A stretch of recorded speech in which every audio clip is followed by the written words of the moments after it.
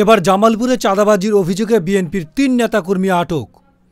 জামালপুরের সদর উপজেলায় ব্যবসায়ীর কাছে চাঁদাবাজির অভিযোগে বিএনপির ৩ নেতাকর্মীকে আটক করেছে যৌথ বাহিনী।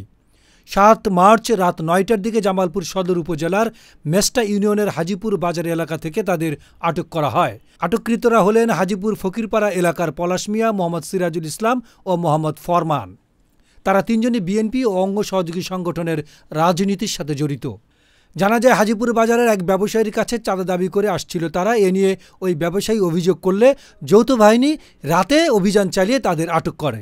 জামালপুর সদর থানার ভারপ্রাপ্ত কর্মকর্তা আবু ফয়সাল মোহাম্মদ আতিক গণমানুষের আওয়াজকে বলেন, চাঁদাবাজির অভিযোগে তাদেরকে আটক করা হয়েছে।